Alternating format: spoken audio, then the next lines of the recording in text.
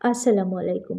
এরকম যদি হয় যে সারাদিন কাজের শেষে যখন আপনি মাঝরাত্তিরে বাসায় ফিরলেন এবং যেটা কিনা আপনার বিশ্রাম নেবার সময় অথবা আপনার ঘুমের সময়, সেই সময়টাতে আপনার বাসায় এসে কেউ গলা নাড়ছে। হয়তো তারা বলল যে তারা আইনশৃঙ্খলা সদস্য। হয়তো তারা পুলিশ স্টেশন থেকে এসেছে অথবা তারা ডিবির লোক অথবা তারা এসপির লোক। এইরকম একটা সিচুয়েশনে আসলে আপনি কী করবেন? আজকে এই বিষয়টা নিয়েই কথা বলছি। আমি advocate Fatematuz Zohra Kakoli, supreme court of Bangladesh. আজকাল আমরা প্রায়শই দেখতে পাই যখন আমরা টেলিভিশন খুলছি অথবা আমরা নিউজ পেপার পড়ছি, যে নিউজগুলো আমাদের চোখে পড়ে সেগুলো এরকম যে আইনশৃঙ্খলা সদস্যদের নাম করে অনেকেই বিভিন্ন জায়গায় হ্যারাসমেন্ট করছে অথবা এইরকম গ্রুপের দ্বারা আমরা সাধারণ পাবলিক প্রায়ই প্রতারিত হচ্ছি। এক্ষেত্রে আসলে আমাদের করণীয় কী? বা আমরা কী স্টেপ নিতে পারি? এই ব্যাপারটাই বলতে চেষ্টা করছি বা বোঝাতে চেষ্টা করব আপনাদেরকে। দেখা গেল মাঝরাত্রে বা আরও অনেক গভীর রাতে সেই সময় আপনার বাসায় নক করছে কেউ।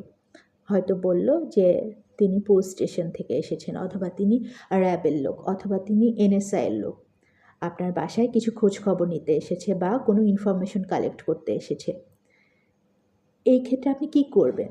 এক্ষেত্রে শুরুতেই আপনি যেটা করবেন, তাদেরকে বুঝিয়ে বলতে চেষ্টা করবেন যেন তারা দিনের বেলায় আসেন অথবা তারা যেন তাদের অফিসের অ্যাড্রেসটা দিয়ে যান। সেক্ষেত্রে আপনি দিনের বেলায় গিয়ে তাদের সাথে ইনফরমেশন শেয়ার করতে পারবেন অথবা ইনফরমেশন জেনে আসতে পারবেন। যদি তারা কনভিন্স না হয়, অর্থাৎ তারা যদি ডিটারমাইন্ড থাকে যে তারা আপনার বাসায় ঢুকবে, এই ক্ষেত্রে আপনি কী করবেন? এক্ষেত্রে আপনি প্রথমেই যেটা করবেন, তারা কোন ডিপার্টমেন্ট থেকে এসেছে বা কোন অথরিটি তাদেরকে পাঠিয়েছে, তারা যে বাহিনীরই সদস্য হোক না কেন, হোক সেনাবাহিনী অথবা বিমান বাহিনী অথবা নৌবাহিনী, তাদের প্রত্যেকের কিন্তু একটা আইডি কার্ড থাকবে। আপনি সেই আইডি কার্ড দেখতে চাইবেন এবং তাদের কাছে অ্যারেস্ট ওয়ারেন্ট আছে কি না সেটা জানতে চাইবেন। যদি দেখেন যে অথবা তারা যদি দেখেন যে আপনার বাসা তল্লাশি করতে চাচ্ছে, সেক্ষেত্রে কিন্তু তাদের কাছে অবশ্যই একটা সার্চ ওয়ারেন্ট থাকবে।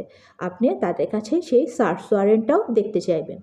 তারা যদি সেটা ভালোভাবে শো করে তাহলে তো ঠিক আছে, আর যদি তারা সেটা শো না করতে চায়, উল্টা যদি আরও বাজে ব্যবহার করে বা আপনাকে ধরে নিয়ে যাওয়ার হুমকি দেয়, এই ক্ষেত্রে আসলে আপনার করণীয় কী হবে? এক্ষেত্রে দেশের একজন সুনাগরিক হিসেবে আপনার যে জিনিসগুলো অবশ্যই জানা উচিত, যে রাষ্ট্র বা আপনার সরকার আপনার জন্য নিরাপত্তার ব্যবস্থা হিসেবে কী কী সেবা রেখেছেন। এটা যদি আপনি জানেন এবং এটা যদি আপনি আপনার বাড়ির প্রত্যেকটা সদস্যকে শেখান, ইনক্লুডিং আপনার হেল্পিং হ্যান্ড, সেও যদি জানে যে এরকম একটা অনাকাঙ্ক্ষিত পরিস্থিতিতে কী স্টেপ নিতে হবে, তাহলে কিন্তু আমরা অনেক অনাকাঙ্ক্ষিত ঘটনা এড়াতে পারি। যদি তাদের আপনি শিখিয়ে দেন যে এরকম পরিস্থিতিতে 999-এ ফোন করতে হবে, সাহায্য চাইতে হবে। 999-এ ফোনের ব্যাপারটা বা এই সেবাটা আসলে উন্নত বিশ্বে অনেক আগে থেকেই চালু আছে এবং আমাদের বাংলাদেশে এখন এটা বেশ জনপ্রিয়। দেখা গেল আপনি যদি 999-এ ফোন করে আপনার বাসার অ্যাড্রেসটা প্রপারলি বলতে পারেন এবং সমস্যার কথা বলে যদি হেল্প চান, তাহলে কিন্তু তারা 30 মিনিটসের মধ্যে আপনার বাসায় ফোর্স পাঠিয়ে আপনাকে রেস্কিউ করতে চেষ্টা করবে। আর 999-এ ফোন করার ব্যাপারে অবশ্যই যে কাজটা করতে হবে, আপনাকে কিন্তু আপনার বাসার অ্যাড্রেস প্রপারলি বলতে হবে এবং হেল্প চাইতে হবে। এছাড়া আমরা আর কি করতে পারি? এছাড়া আমরা আসলে যে এলাকাতেই বসবাস করি না কেন, প্রত্যেকটা এলাকায় আসলে কোনো না কোনো থানার আন্ডারে, এবং এই প্রত্যেকটা থানায় একটা এমার্জেন্সি নাম্বার থাকে, যে নাম্বারটা কিনা 24 আওয়ার্স ওপেন থাকে।